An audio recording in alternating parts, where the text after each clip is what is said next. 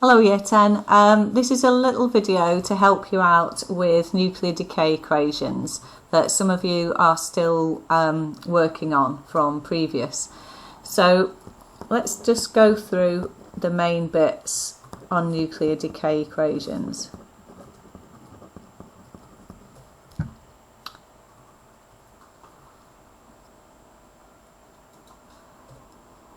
Okay, so let's look at alpha first. So here's an example of alpha. So you've got proactinium 91. One thing that I need to emphasise, and you should know this from chemistry, but just a few of the queries that I've been getting, I need to go over this. The bottom number is the atomic number. That is the number of protons. And it's this number that identifies it as that element. Okay, so if it's got 91 protons in, it is proactinium. This top number is the mass number, and this can change because there might be several different isotopes of this element. So the mass number is the number of protons plus the number of neutrons. So proactinium decays by alpha decay into actinium. So if it's decaying by alpha, the atomic number has got to go down by 2, so that takes it to 89, and the mass number has got to go down by 4, so it takes it to 227. And if it's decaying by alpha, it's spitting out an alpha particle. And remember, this bit here represents an alpha particle, which is 2 protons and 2 neutrons. Okay, so that is your alpha particle that gets spat out of the nucleus. And if it's spat out of the nucleus, the number of protons and neutrons changes. It can't be proactinium anymore. It's changed to actinium, so it's a new element. So let's try and look at beta. So here's an example of beta decay. So let's go 6He2. So you can see straight away it's an isotope of helium. Normally helium is 4He2. It's still helium because the atomic number, the number of protons, is still 2, but it's an isotope of helium. And that is radioactive, and it decays by beta decay into lithium plus 0E minus 1. So remember what happens in beta decay. A neutron turns into a proton, so the atomic number has got to go up by 1.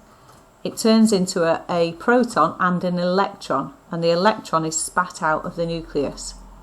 So the mass number stays the same because a neutron's turning into a proton and staying inside the nucleus, and the particle is spat out. Some of you have been getting stuck with the questions in the booklet. So the first part of the set of questions in the booklet, where you have a nuclear decay chain, the question starts off with uranium-238, which is uranium-92, and it decays by alpha decay into thorium.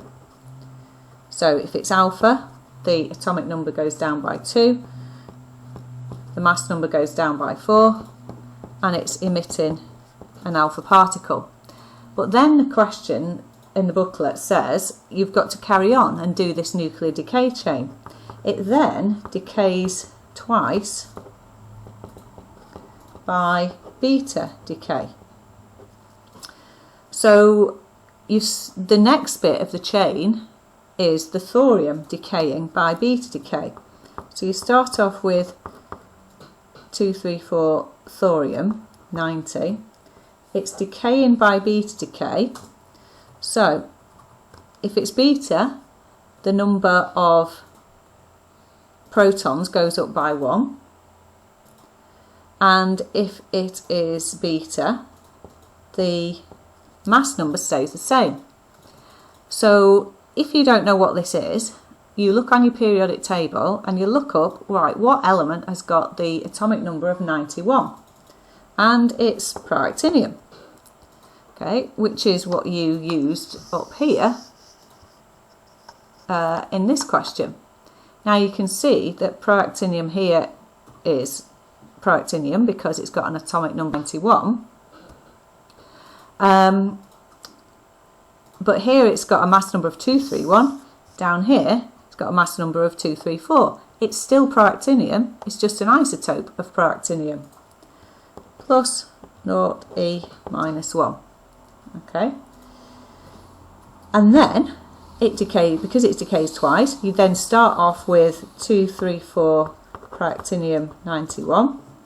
It's decaying by beta, so the atomic number's got to go up by 2, so it goes to 92. The mass number has got to stay the same, so it stays the same as 234. What is that? What element has got the atomic number of 92? If you've forgotten, you look it up, and of course it's uranium. Plus 0E minus 1. And so for the rest of the question about this decay chain, you always start with the element that it's decayed into. And so the next stage you would start with uranium-234 down here and whatever it decays into, either by alpha or beta decay. So I hope that helps. I'll do another one later on half-life and send you that.